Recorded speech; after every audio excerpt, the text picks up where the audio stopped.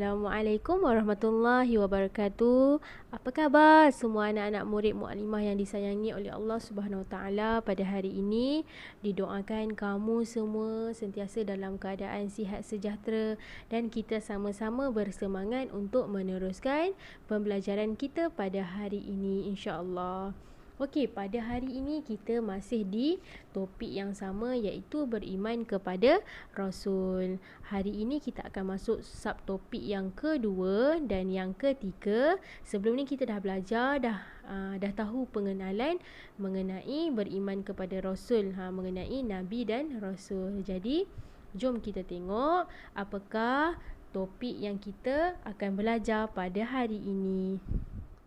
Okey, hari ini kita akan masuk subtopik yang baru. Kita akan masuk subtopik yang kedua dan yang ketiga. Yang kedua kita akan tahu, kita nak tahu apakah tujuan Rasul diutuskan. Dan subtopik yang ketiga, kita nak belajar mengenai nama-nama Rasul. Kita nak tahu nama-nama Rasul, nama para Rasul dan Nabi yang kita wajib ketahui. Okey, sebelum tu kita pergi dulu dekat subtopik yang kedua iaitu tujuan Rasul diutuskan. Jadi jom kita tengok sama-sama apakah tujuan Allah mengutuskan Rasul. Okey. Okey, di sini adalah tujuan mengapa para Rasul diutuskan. Okay, kita tengok poin yang pertama. Yang pertama, menyeru manusia mengenal dan beriman kepada Allah Subhanahu Wa Taala. Dan yang kedua, menyeru manusia meninggalkan larangan Allah dan menjalankan perintah Allah. Apa yang dilarang oleh Allah Subhanahu Wa Taala kita mesti tinggalkan.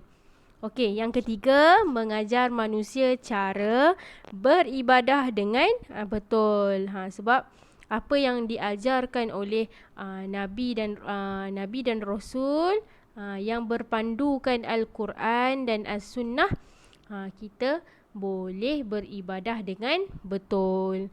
Okey, dan yang keempat, menjadi teladan kepada umat manusia. Okey, terdapat beberapa kisah mengenai Nabi-Nabi dan Rasul.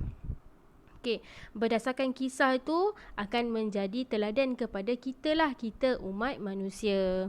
Okey, yang akhir sekali, tujuan Allah mengutuskan para Rasul, membimbing manusia menjalani kehidupan harian. Okey, kehidupan kita ni berlandaskan syariat Allah Subhanahu Wa Taala, berlandaskan Al-Quran dan As-Sunnah. Al-Quran dan As-Sunnah merupakan sumber rujukan kita yang utama. Dalam Al-Quran, ayat Al-Quran terkandung juga kisah para Nabi dan Rasul. Okey, seterusnya kita nak tahu apakah siapakah nama-nama Nabi dan Rasul.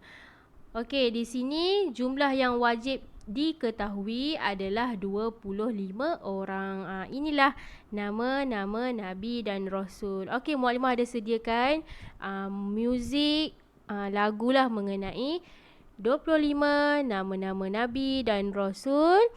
Okey, sebaiknya kamu hafal. InsyaAllah nanti kita nyanyi sama-sama. Jom kita tengok video mengenai nama-nama Nabi dan Rasul.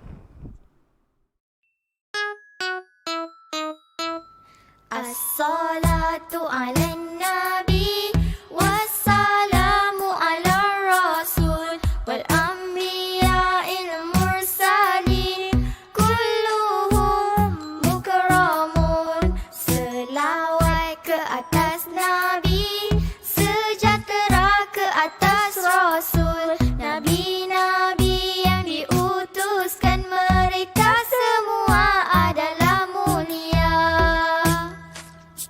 Adam, Idris, Nuh, Saleh, Ibrahim, Nur, Ismail, Ishak, Yaqub, Yusuf, Ayub, Syuaib, Musa, Harun, Zulkifli, Daud, Sulaiman, Ilyas, Ilyasa, Yunus, Zakaria, Yahya, Isa, wal akhiru qatimul anbiya, Muhammad al-Mustafa.